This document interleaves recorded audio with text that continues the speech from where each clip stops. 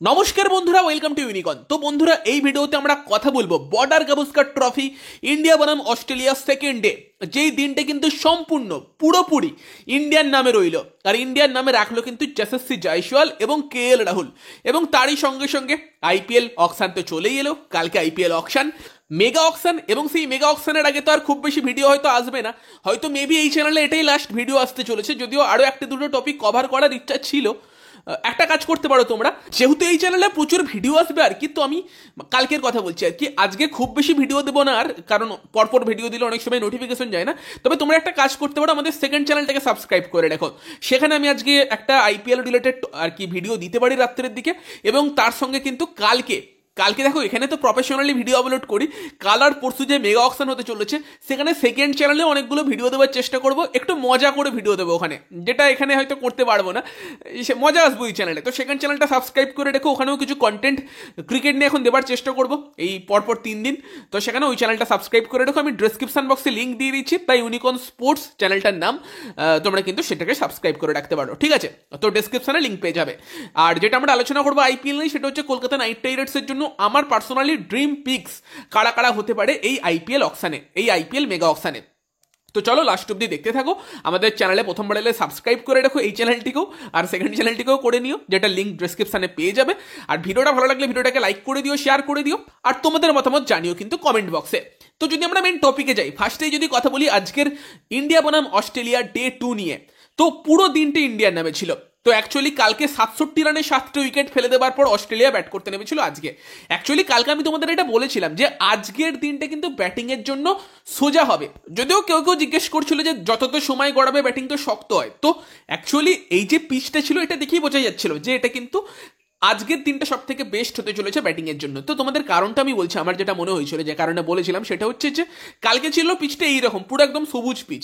এবং যখন এরকম একটা স্পাইসি পিচ থাকে, তো সেখানে প্রথম দিকে যখন পিচে ঘাস আছে, পিচ থেকে তো বল তোমার বাউন্স করবেই, সিম হবেই, বোলারদের জন্য ভীষণ সুবিধা তো হবেই, নর্মাল ব্যাপার সেটা।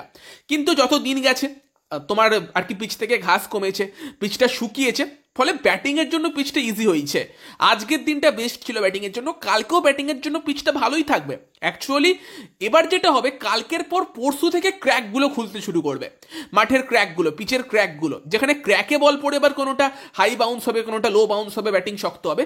তাও আমি আশা করছি অ্যাটলিস্ট কালকের কিন্তু টি ব্রেক অবধি প্রথম দুটো সেশন ব্যাটিং ইজি থাকবে। এবং সেখানে খুব একটা সমস্যা হবার কথা না, যদিও লাঞ্চের পর অস্ট্রেলিয়া হয়তো আবার নতুন বল নেবে, সেই সময় বল একটু সুইং করতে পারে, সেখানটা একটু সামলাতে হবে। তাও আশা করছি লাঞ্চ অব্দি কিন্তু ইন্ডিয়া ভালোই ব্যাটিং করবে। অ্যাকচুয়ালি কালকে সারা দিনটাই ইন্ডিয়ার ব্যাটিং করা উচিত, যেরকম আর কি ব্যাটিং এর প্রদর্শনী আজকে দেখিয়েছে। আর কালকে সারাদিন যদি ইন্ডিয়া ব্যাট করে, প্রায় 500-র কাছাকাছি কিন্তু টার্গেট অস্ট্রেলিয়াকে দিয়ে দেবে, যেটা ইজিলি দুদিনের মধ্যে অস্ট্রেলিয়াকে অল আউট করার জন্য অনেকটাই বেশি।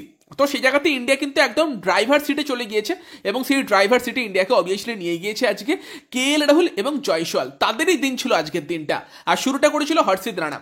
তো ভিডিওতে এগোনোর আগে তোমাদের জানাবো যে যদি তোমরা খেলা নিয়ে, স্পোর্টস নিয়ে সিরিয়াস হও, তাহলে কিন্তু তোমরা দেখতে পারো পারিম্যাচ স্পোর্টস এর ওয়েবসাইট, যদি তোমরা তোমাদের গিয়ারটাকে আপ করতে চাও। তো এই যে পারিম্যাচ স্পোর্টস ব্র্যান্ড, তারা কিন্তু পুরোটাই হচ্ছে বোল্ড চয়েসের জন্য, তোমাদের লিমিটটাকে পুশ করার জন্য, এবং ওয়ার্ল্ডের যারা টপ অ্যাথলিট তাদের থেকে ইন্সপিরেশন নিয়ে তৈরি। তো এদের কাছে কিন্তু সবকিছুই আছে যেগুলো তোমাদের দরকার তোমাদের গোলটাকে ক্রাস করার জন্য, সেটা তোমার স্পোর্টস এর কোনো অ্যাক্টিভিটি হোক, স্পোর্টস ফিল্ডে হোক, অথবা জিমে, সবকিছুই কিন্তু পেয়ে যাবে তাদের ওয়েবসাইটে। আর সব থেকে বেস্ট ব্যাপার কি জানো, তাদের ওয়েবসাইটে গিয়ে তোমরা আমার কুপন কোড, আমার স্পেশাল কুপন কোড ইউনিকন ইউজ করো, এবং তোমরা কিন্তু তোমাদের প্রত্যেকটা পারচেসে পেয়ে যাবে 700 টাকা অফ। ব্যাপারটা অসম না? তো কিসের ওয়েট করছো তোমরা? তোমাদের গিয়ার আপ করে নাও পারিম্যাচ স্পোর্টস এর সঙ্গে, এবং সামনের দিকে এগিয়ে চলো। কারণ এটা মনে রাখবে, কোনো কিছুই কিন্তু তোমাদের স্বপ্ন পূরণের থেকে তোমাদেরকে আটকাতে পারবে না। তো চলো আবার যদি মেন টপিকে ফিরে আসা যায়, তো যেটা বলছিলাম যে আজকের দিনের শুরুটা কিন্তু দুর্দান্ত করেছিল হর্ষিত রানা। হর্ষিত রানা কিন্তু আজকে সব থেকে ভালো বোলিং করেছিল টিম ইন্ডিয়ার হয়ে। যদিও শুরুতেই কিন্তু অ্যালেক্স ক্যারেট উইকেটটা নিয়ে নেয় জসপ্রীত বুমরা, 5 নম্বর উইকেট, 5 হার তুলে নিল জসপ্রীত বুমরা, ওয়েল ডিজার্ভড সেটা বলতেই হয়।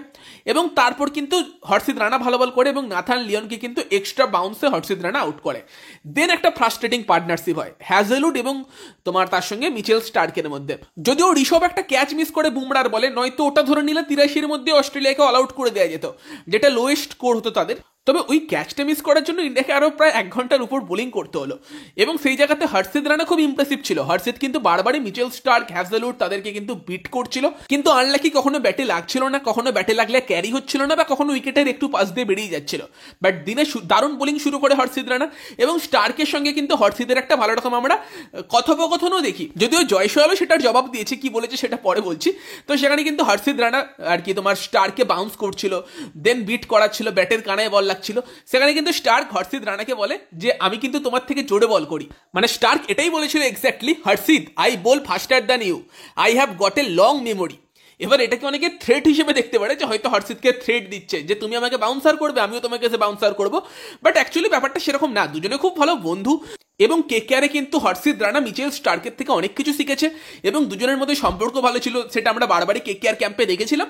সেই বন্ধুত্ব থেকেই হয়তো তোমার হর্ষিত রানাকে ওটা বলছিল, এবং হর্ষিত রানা কিন্তু স্টার্ককে স্লেজিং করেনি, হর্ষিত রানা হাসছিল। এবং পরবর্তীকালে কিন্তু হর্ষিত রানা একটা মানে যেটা বলে না তীখা বাউন্সার, সেরকম বাউন্সারও মারে, স্টার্কের হেলমেটে কিন্তু রীতিমতো সজোরে লেগেছিল। এবং দেন কিন্তু গিয়ে হর্ষিত রানা চেক করলো যে স্টার্ক ঠিক আছে কিনা। খুব একটা অ্যাগ্রেশন কিন্তু স্টার্কের সামনে হর্ষিত দেখায়নি, যদিও পরবর্তীকালে ওই পার্টনারশিপটা ইন্ডিয়াকে ফ্রাস্ট্রেটেড করছিল, এবং সেখানে কিন্তু আবার হর্ষিত রানা এসেই একদম লাঞ্চ ব্রেকের আগে স্টার্ককে আউট করে ক্যাচ নেই হচ্ছে ঋষভ পন্থ। তবে তারা বেশ কিছুটা রান অ্যাড করে 104 রান অব্দি পৌঁছে দিয়েছিল তোমার অস্ট্রেলিয়ার স্কোর, যেখানে 46-এর কিন্তু লিড ইন্ডিয়ার হাতে ছিল। এবং যেরকম ম্যাচ হচ্ছিল মনে হচ্ছিল সেই সময় যে 46 রানের লিড তো অনেক রানের লিডই ইন্ডিয়া পেয়েছে, কিন্তু তারপর পিচ অনেক সোজা হয়ে গিয়েছে এবং ইন্ডিয়া ইজিলি ব্যাট করছে। অ্যাকচুয়ালি ইন্ডিয়া স্কোর হচ্ছে আজকের দিনের শেষে 172 রানে 0 উইকেট, বাট ইন্ডিয়া 218 রানে এগিয়ে আছে। এটা সবসময় একটা কিন্তু মেন্টাল অ্যাডভান্টেজ দেয়, যখন আর কি কে রাহুল আর জয়সওয়াল ব্যাট করতে নামছে, তারা এটা ভেবে নামছে যে আমরা 46 রানে এগিয়ে আছি, 46-এ 0 আমাদের স্কোর। সেটা হয়তো একটা মেন্টাল অ্যাডভান্টেজ অবশ্যই দেয়, এবং হয়তো পিচ সোজা হয়েছে কিছুটা, বাট ফুল ক্রেডিট এই দুটো ব্যাটসম্যানের এত সুন্দর ব্যাটিং করার জন্য। কে রাহুল এই টেস্টের অন্যতম সেরা ব্যাটার, ফার্স্ট ইনিংসে কন্ট্রোভার্সিয়াল আউট হয়েছিল এবং যথেষ্ট সলিড লেগেছিল নতুন বলের এগেনস্টে। এবং এই ম্যাচেও কিন্তু যখন প্রথম দিকে একটু জয়সওয়াল তাড়াহুড়ো করছিল, জয়সওয়ালকে গিয়ে বোঝালো, সলিড ব্যাটিং করলো কে রাহুল, টোটাল ব্যাটিংটা সলিড ব্যাটিং করেছে, দারুণভাবে সামলেছে। কে রাহুল ব্রিলিয়ান্ট। এই একটা ছেলে যখনই কিছু খারাপ করে তাকে নিয়ে প্রচুর সমালোচনা হয়, বাট যখনই ভালো করে কেউ সেটাকে ইগনোর করে দেয়। আমি তো ভাই কে রাহুলের প্রশংসা করবো, ভালো খেলেছে, দারুণ খেলেছে, গোটা টেস্ট জুড়ে ভালো খেলছে। এবং অ্যাকচুয়ালি আমার মনে হয় যে কে রাহুল অ্যাজ এ ওপেনার অনেক বেটার করছে রোহিত শর্মার থেকে। রোহিত যখন সেকেন্ড টেস্টে ফিরবে, রোহিত একটু নিজের জায়গাটা পিছিয়ে নিতে পারে, কে এলকে দিয়ে ওপেন করাতে পারে, কারণ বেটার টেকনিকে কে রাহুল ব্যাট করছে। কিন্তু ব্যাপার কি জানো, কে রাহুলকে সেই জায়গা স্যাক্রিফাইস করতে হবে, সব থেকে বেশি স্যাক্রিফাইস কিন্তু এই প্লেয়ারটাই করে, কখনো ওপেন, কখনো 3-এ, কখনো 5-এ। উইকেট কিপার না থাকলে উইকেট কিপিং করবে, তবে দিন শেষে লাস্ট অব্দি সব থেকে বেশি খিস্তিও এই প্লেয়ারটাই খাবে। সেখানে অবভিয়াসলি কে রাহুলের প্রশংসা করতে হবে, যে লেভেলের ব্যাটিং করেছে।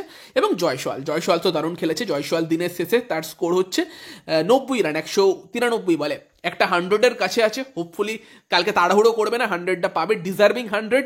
এবং জয়সওয়ালের সঙ্গে তোমার স্টার্কেরও কিন্তু একটা বেশ ভালো লড়াই হলো, যেটা বললাম তোমাদেরকে, যে জয়সওয়ালকে কিন্তু একটা বল করেছে স্টার্ক, জয়সওয়াল সোপাটে একটা শট মেরেছে যেটা 4 হয়।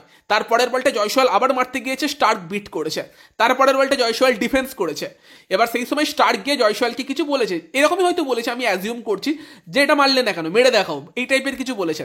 সেখানে জয়সওয়াল যেটা জবাব দিল যে you are bowling too slow, মানে স্টার্ক হর্ষিতকে বললো আমি তোমার থেকে জোরে বল করি।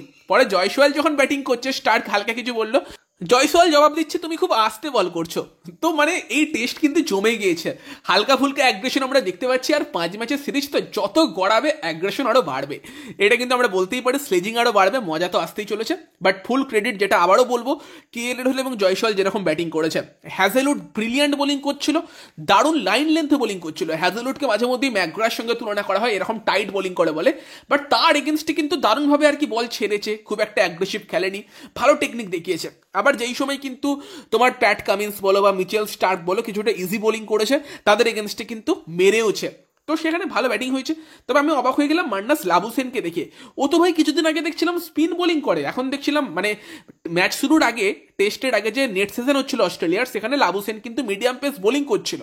অ্যাকচুয়ালি তাকে দিয়ে বল করাবে বলেই প্রস্তুতি নেওয়া ছিল। আর দেখলাম মানে যে প্লেয়ারটা স্পিন বল করতো, সে ফাস্ট বোলিং করতে এসে 134 135-এ বোলিং করছে, বাউন্সার মারছে। অবাক হয়ে গেলাম লাবুসেনের বোলিং দেখে। তো যাই হোক, আজকের দিনটাও এন্টারটেনিং ছিল, বাট ইন্ডিয়া কিন্তু অবভিয়াসলি ড্রাইভার সিটে চলে গিয়েছে। কালকে সারাদিনটা ব্যাট করতে পারলে ম্যাচ কিন্তু ইন্ডিয়াই জিতবে, সেটা আমার পার্সোনালি মনে হয়। এবং জেতার দিকে অনেকটা এগিয়েও গেছে ইন্ডিয়া। তো ইন্ডিয়ার খেলা নিয়ে তোমাদের কি বক্তব্য কমেন্টে জানিও। বাকি দেখো অকশানতে চলে এলে আমাকে একটা প্রশ্ন এসেছিল যে তোমার জন্য কেকেআর এর ড্রিম পিক কারা হতে পারে। তো দেখো ড্রিম পিক বলতে আমি যাদের কেকেআর এ চাই দেখতে, সেখানে কিছু কিছু পজিশনে কিছু কিছু প্লেয়ারের নাম বলছি, ভালো করে বুঝে নেওয়া ভালো। অনেকে তো বুঝতে পারে না যে এই পজিশনগুলো এই প্লেয়ারকে দেখতে পেলে আমি খুশি হব। এবার 4-5টা পজিশনের নাম বলবো, তার মধ্যে থেকে যদি একটা দুটো পজিশনও আমার পছন্দের প্লেয়ার কেকেআর তুলে নিতে পারে আমি খুশিই থাকবো। যেখানে যদি ক্যাপ্টেনের কথা বলে, ভাই ক্যাপ্টেন হিসেবে আমার তো dream choice obviously Rishabh Pant. পাওয়া ভীষণ মুশকিল ব্যাপার সেটা আমরা জানি, বাট আমার ড্রিম চয়েস ঋষভ পন্থ। দেখা যাক কেকেআর ট্রাই করে কিনা। দেন যদি ওপেনারের কথা বলো, ওপেনার হিসেবে আমি চাই হয় জস বাটলার অথবা ফিল সল্ট, দুজনের মধ্যে যে কোনো একজনকে কেকেআর নিয়ে আসুক। বাকি যদি ইন্ডিয়ান ব্যাটসম্যানদের কথা বলো, সেখানে আমি তো পার্সোনালি চাইবো যে তিন আর কি কেকেআরের ভালো ইন্ডিয়ান ব্যাটসম্যান আছে শ্রেয়াস ছাড়া, নীতিশ রানা, অঙ্কুরেশ রঘুবংশী এবং তার সঙ্গে তোমার ভেঙ্কটেশ আইয়ার, এই তিনজনের মধ্যে থেকে যে কোনো দুজন ফিরলে আমি খুবই খুশি হব। তিনজন ফিরলে তো খুবই খুশি হব, বাট তিনজনের মধ্যে থেকে যে কোনো দুজনকে ফেরালে খুবই খুশি হব যদি ঋষভ পন্থের মতো প্লেয়ারকে না নিতে পারে। এবার অবভিয়াসলি ঋষভ পন্থ বা বাটলার টাইপের কোনো প্লেয়ারকে নিলে তিনজনের মধ্যে দুজনকে ফেরানোটাও চাপ হতে পারে, দেখা যাক সেটা। বাট আমি পজিশন ওয়াইজ আমার কারা কারা সেরা চয়েস সেগুলো বলছি।